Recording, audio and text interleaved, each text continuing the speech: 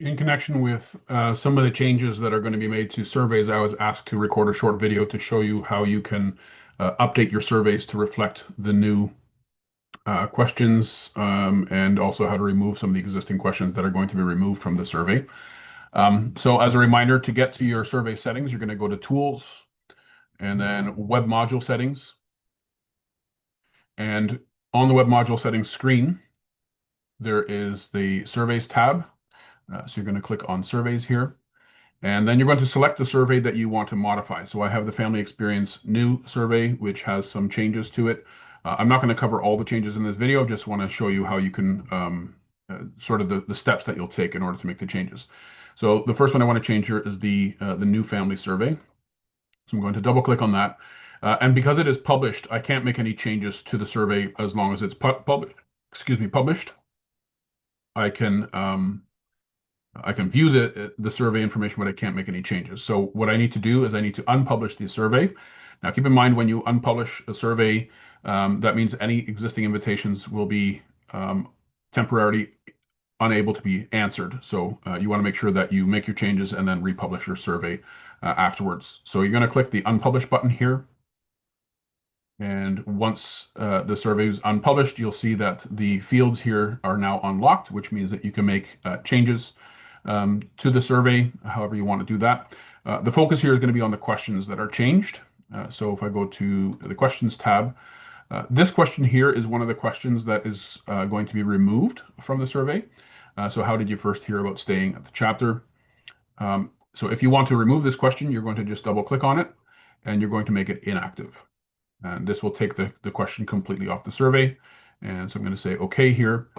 And so that question is now moved into the inactive section and it's removed from the active questions. Now you'll notice here that this starts with a 2 now.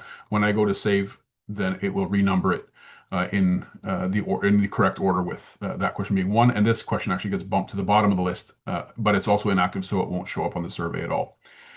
So that's how you can remove a question from the list. And then there are some new questions that are going to be added. And so what you're going to do is simply click the Add button here, and then you're going to put in the question. So I'm just going to copy paste from the document that I received. Leave that here, and then the explanation can also have additional information as well. So for this question, it looks like it's going to be a rating matrix. So we're going to use the matrix rating scale option, which then enables the rows and columns option down on the bottom here. So the question will be, I was aware of the meals available. And then the reporting code will be whatever that has been assigned. So this will be, in this case, it'll be ESN Q14AR1. Now, this is question 14. It may end up being question 2 in your survey or question 3. It doesn't matter. All we're doing here is we're simply assigning a unique code to this particular answer. And here we're assigning a unique code to the question itself. So ESNQ14. That's just a code for the question. It has nothing to do with the order in which it appears on the survey. It's just a question that we've assigned, a code that we've assigned to this question. And the purpose of the reporting code is if, let's say, for example, you have a French version of your survey and an English version of the survey. If you use the same reporting code for the same questions in each language, then the reports can pull those answers together into a single response. So it allows us to take multiple surveys and tie the answers together if they're essentially the same. So let's say you're offering the survey in English, French, and Farsi or something like that. You would set up the questions the same. They would all be a different language, but the reporting code is what's going to allow us to tie it together. This is also what's going to get submitted up to the GRMHIS Reporting Hub, and that way Ronald McDonald House Canada can also pull all of your answers together using the reporting code. So we have, I was aware of the meals available. It's question 1, and then I'm going to have meals were available at times, and I'll just sort of put it there. And then the answer for the code for that is ESNQ14AR2. And then the columns that we're going to have for the rating matrix is going to be strongly disagree, which will have a reporting code of ESNQ14, answer column 1. And then this is going to be disagree. So it's ESN, that's the survey code. Q14 is the question code. So that corresponds to this. And then AC2 is answer column 2. And then 3 will be neither agree nor disagree. ESN Q1 or AC3.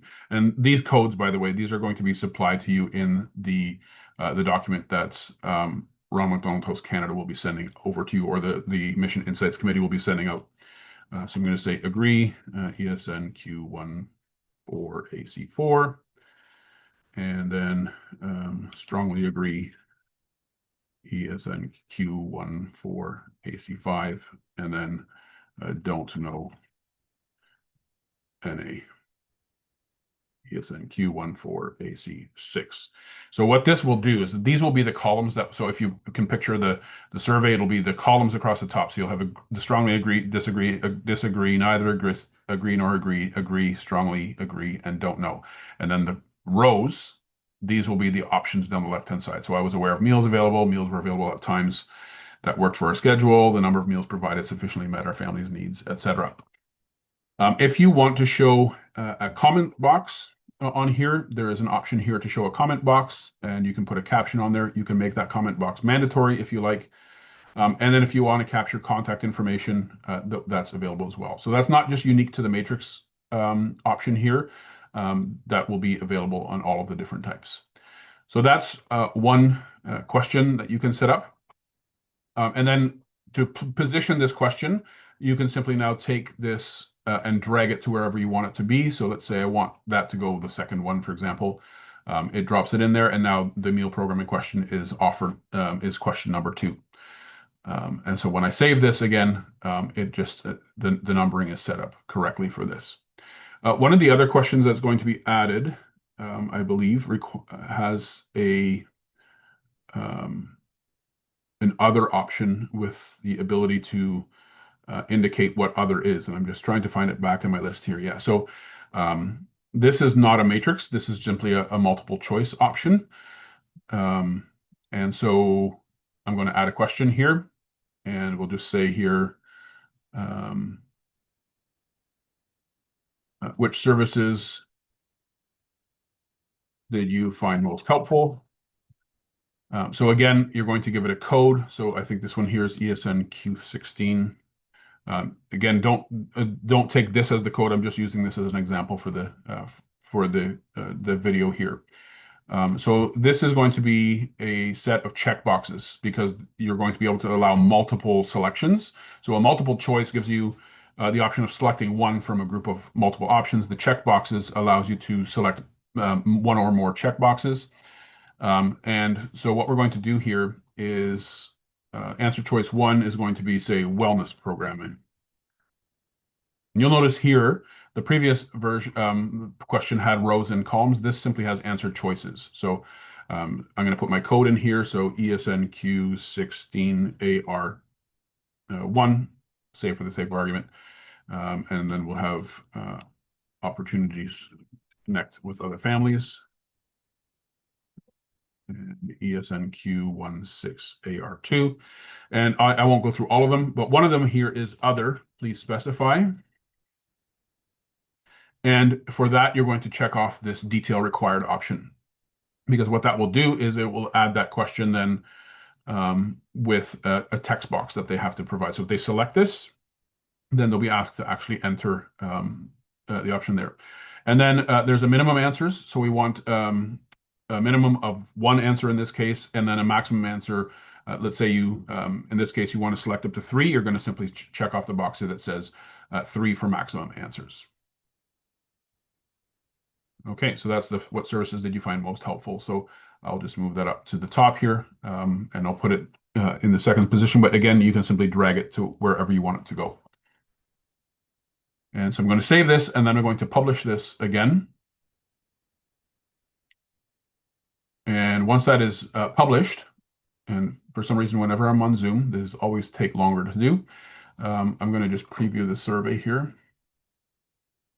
And you'll notice now that this question option, this is just my preview here, but when you check off the box here for other, that box is now lit up, and you ask to provide that there. And then here's the other question that we just added, which has the different options plus strongly agree, disagree, neither agree nor agree, etc. In the options here, along with a comment box that I've created. All right, so that is how you will go ahead and make the changes that are going to be asked to be implemented in the new year.